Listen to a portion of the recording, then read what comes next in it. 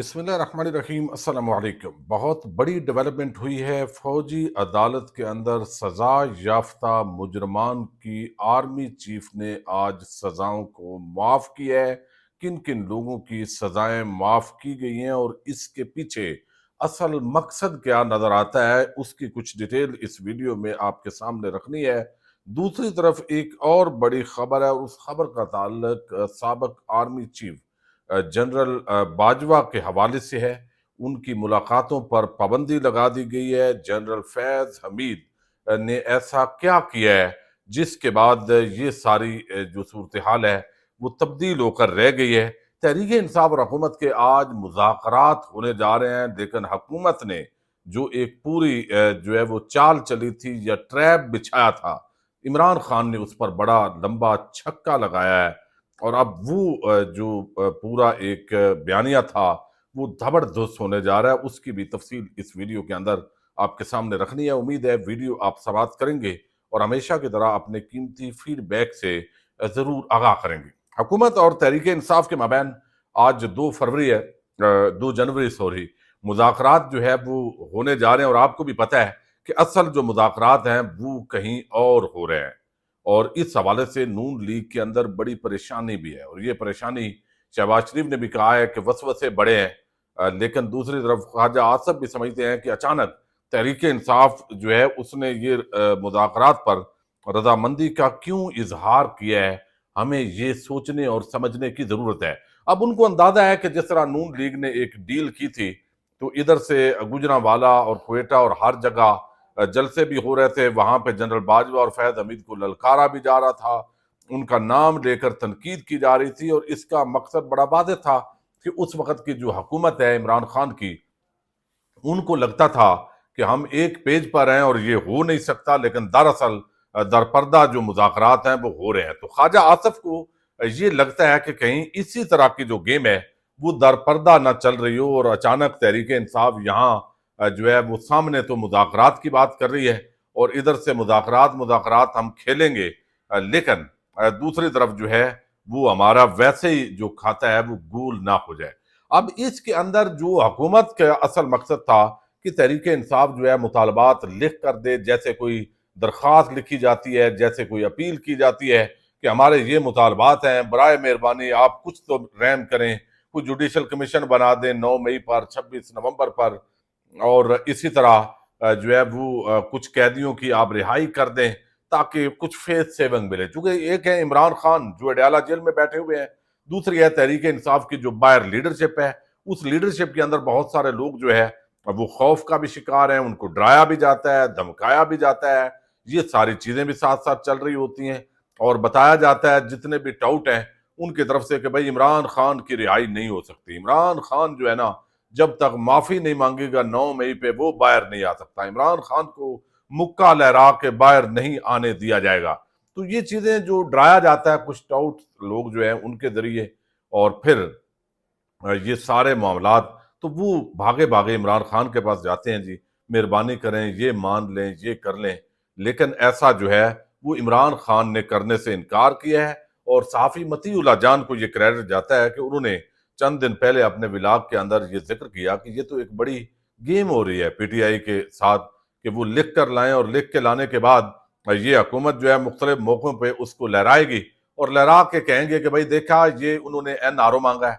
अब इमरान खान ने कहा मेरी रिहाई को छोड़ें, आप जो बाकी कैदी हैं उनकी रिहाई करें। लेकिन साथ ही जो साहबजादा हामिद रजा है उन्होंने रात को एक इंटरव्यू के अंदर ये बड़ा इंकशाफ किया है कि अब हमारे मुस्कुराने का वक्त आ गया और नून लीग को ऊ की जो तैयारी है वो शुरू कर देनी चाहिए। उससे मजीद जो शकूक शुबहात हैं वो हुकूमत के अंदर बड़े बड़े हैं, गहरे हुए हैं कि ये गेम हमारे साथ कोई और हो रही है। हालांकि उनको पता भी है फॉर्म 47 पर आए हुए हैं और वैसे भी जाली मैंडेट पर जब आप आते हैं तो आपकी टके की इज्जत जो है वो नहीं बचती।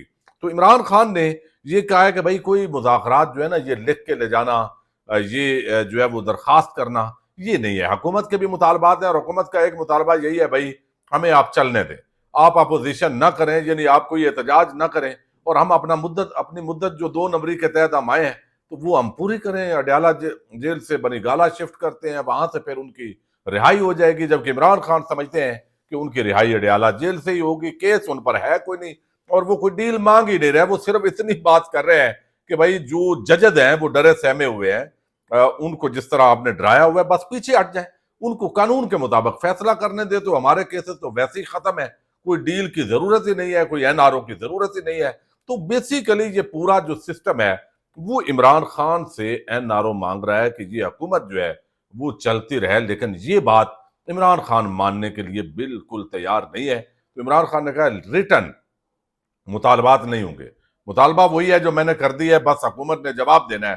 اور آج کے مذاکرات کی یہ جو نشست ہے اس کے اندر ملاقات تو ابھی آپ دیکھ رہے ہیں ہونے جا رہی ہے، لیکن نکلتا ہوا اس سے کچھ دکھائی نہیں دے رہا۔ ایک نئی تاریخ ہوگی، گپ شپ ہوگی، چائے پئیں گے اکٹھے بیٹھ کے، تو یہی چیز نظر آتی ہے۔ دوسرا ایک اور بڑا بریک تھرو ہے، اور وہ 9 مئی کے کیسز کے اندر آپ کو علم ہے 105 لوگوں کو پچھلے دنوں سزائیں سنائی گئی، اور ان سزاؤں کے اندر کچھ ایسے لوگ تھے جن کی 2 سال سزا تھی، 3 سال سزا تھی، کچھ کی 7 سال، 9 سال، 10 سال میکسیمم جو ہے وہ قید بامشقت سنائی گئی۔ اچھا، جیلوں کے اندر ان کو جو ہے وہ ٹرانسفر کیا گیا، لیکن اب بھی آپ نے دیکھا کہ نہ وکالت ناموں پہ دستخط ہونے دیے جا رہے ہیں، نہ کسی طریقے سے جو ہے وہاں پہ باقاعدہ یہ معاملہ بھی لاہور ہائی کورٹ کے اندر پہنچا ہوا ہے، لیکن وہاں بھی جو لوگ ہیں ان کو آپ ڈرائیں دھمکائیں، وہ بھائی اس طرح آپ بچ نہیں سکتے، آپ اپیل کریں۔ آرمی چیف کے نام جو ہے وہ 67 لوگوں نے اپیل کی ہے، یہ ریم کی اپیل ہوتی ہے، جس کے اندر آج 19 جو سزا یافتہ مجرمان ہیں ان کو رہا کرنے کا حکم دیا گیا ہے، منظور کر لیے گئے اپیل۔ اور یہ میں آپ کے سامنے ڈیٹیل رکھ رہا ہوں۔ سانیہ 9 مئی کی سزاؤں پر عمل درآمد کے دوران مجرمان نے قانونی حق استعمال کرتے ہوئے ریم اور معافی کی پٹیشن دائر کی۔ مجموعی طور پر 67 مجرمان نے ریم کی پٹیشن دائر کی، 48 پٹیشنز کو قانونی کارروائی کے لیے کورٹس آف اپیل میں نظر ثانی کے لیے ارسال کیا گیا ہے۔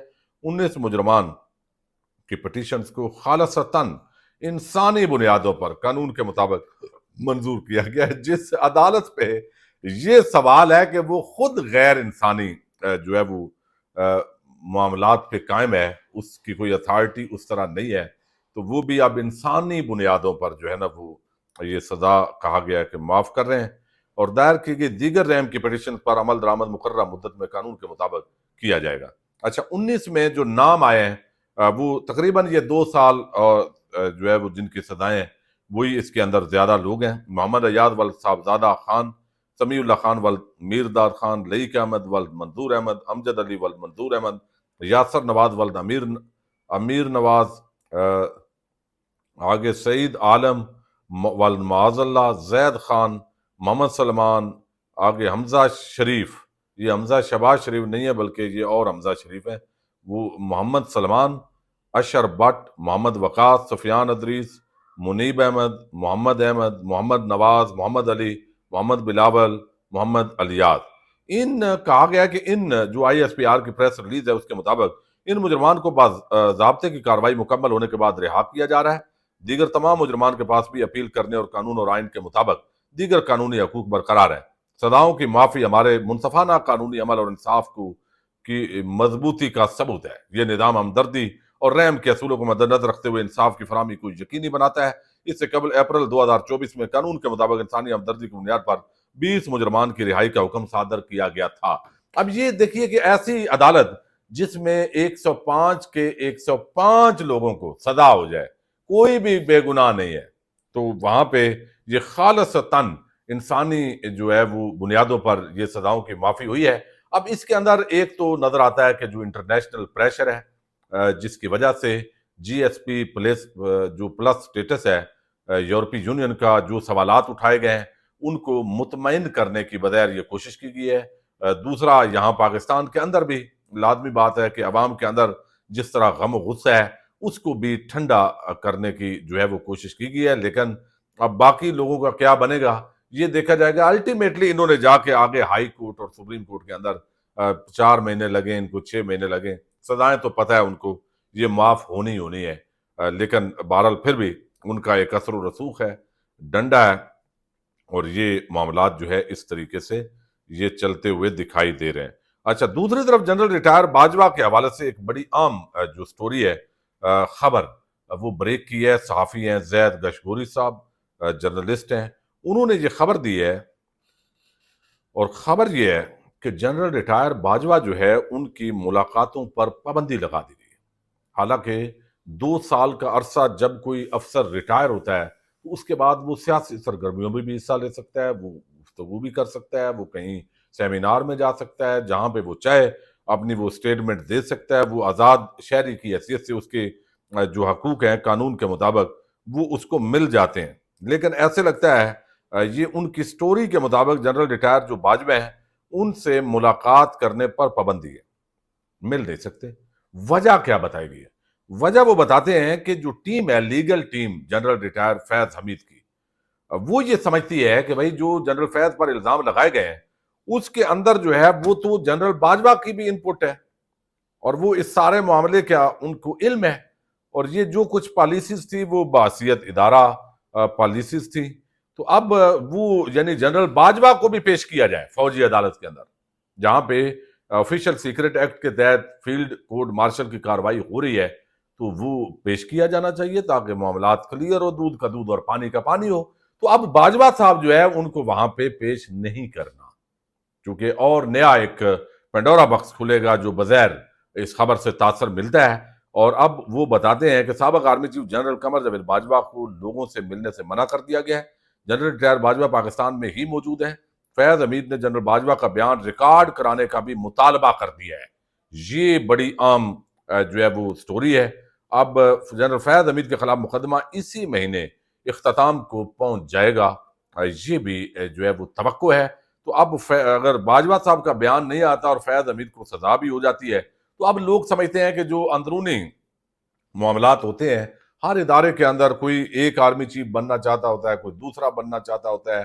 پرانا بھی آپ کو علم ہے، جنرل عاصم منیر جب D G I S I تھے ان کو ہٹا کے وہ کیا تو باجوہ صاحب کی رضامندی کے، باجوہ صاحب کے کہنے پر ہی یہ تبدیلی ہوئی تھی. تو جنرل فیض حمید کو D G I S I لگا دیا گیا. پھر ایک بیانیہ پھیلایا گیا جو ٹاؤٹ ہیں ان کی طرف سے کہ جو جنرل عاصم منیر ہیں ان کے آرمی چیف بننے سے روکنے کے لیے فیض حمید جو ہے انہوں نے اس وقت کردار ادا کیا. حالانکہ یہ لابنگ اور یہ چیزیں روٹین کے مطابق ہر دور میں چلتی رہتی ہیں، لیکن اس کو ایک ایسا اظہار ہو رہا ہے کہ جیسے یہ فیض حمید سے کوئی وہ اندرونی جو کشمکش ہے اسی تناظر کے اندر جو ہے ان کا سارا معاملہ ہوا ہے. بہرحال انہوں نے اگر کوئی جرم کیا ہے تو سزا ملنی چاہیے، اور اگر باجوہ صاحب نے بھی ساتھ وہ شریک جرم ہے تو ان کو بھی ملنی چاہیے. اور آج جو کچھ ہوا ہے، موجودہ جو سابق D G I S I کوئی ندیم انجم کا معاملہ ہے تو اس کو بھی کھلنا چاہیے، اور موجودہ آرمی چیف اور جو موجودہ D G I S I ہیں، تاکہ کل کو یہ بھی جو ہے ان کے حوالے سے بھی پھر کم از کم یہ راستہ تو کھلے گا کہ کوئی اگر ظلم زیادتی یا کسی کوئی الزام ہے تو اس کے حوالے سے جو ہے وہ ان کا احتساب ہو. تو بعض لوگ اس تناظر کے اندر اس سارے معاملے کو دیکھ رہے ہیں. بہرحال یہ ایک بہت بڑی ڈیولپمنٹ ہے. جنرل باجوہ کی ملاقات پر بتایا گیا کہ پابندی لگا دی گئی، اور فیض حمید نے ان کا بیان ریکارڈ کرانے کا مطالبہ کیا ہے. دیکھتے ہیں کیا ہوتا ہے. پاکستان زندہ باد.